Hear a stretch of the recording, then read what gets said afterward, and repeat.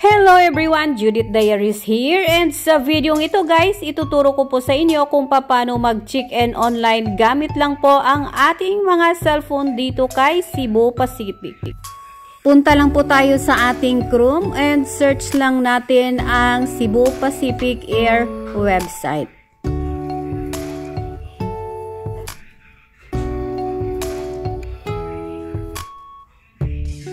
And then, click lang po natin ang profile.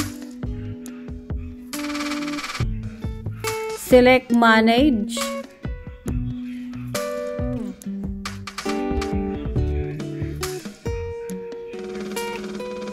Select check-in.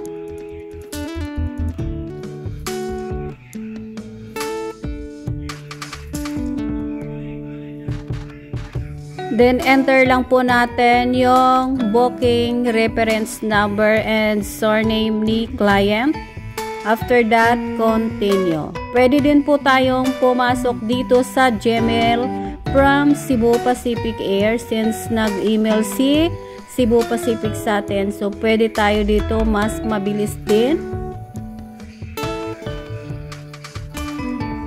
Copy-paste natin yung booking reference number ni client and then click lang natin yung check-in now.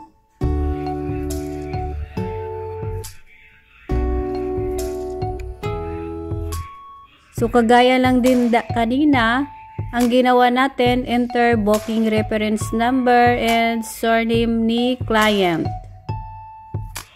Or pwede din kapag kayo ang mag-flight, so surname ninyo, continue.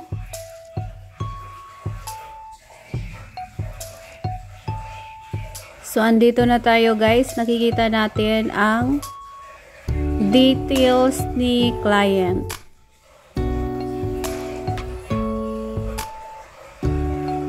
So dito guys, merong hinihingi dito na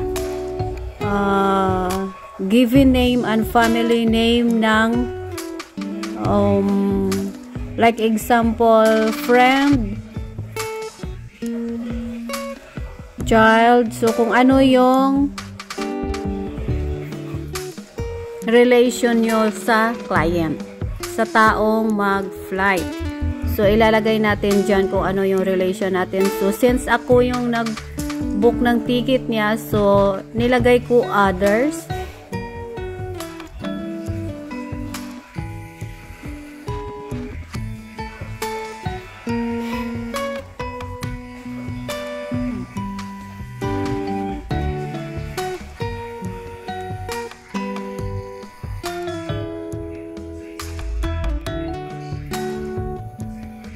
Meron din tayong choices dito. Pwede din tayong mag-add ng meal, mamili ng upuan, then travel insurance.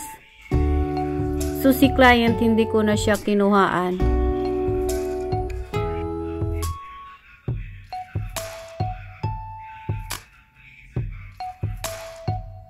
Security, questions, and dangerous codes. So, mga reminders nandito lang po guys kung anong mga dapat nating dadalhin pag flight natin.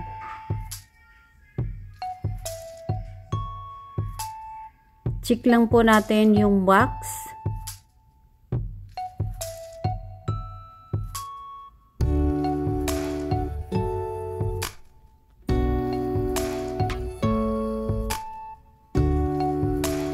Check in now.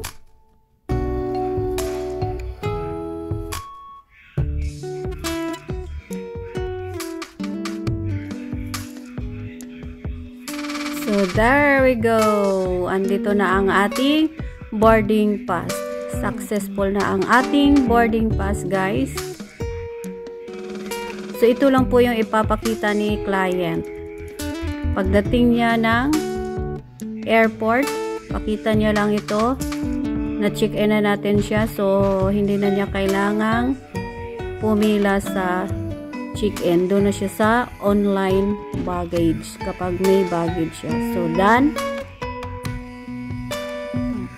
So, that's all guys. Sana po ay may natutunan kayo sa video ito. At kung bago pa kayo sa aking channel, please don't forget to subscribe my channel and click the notification bell para magiging updated kayo sa next video na i-upload ko.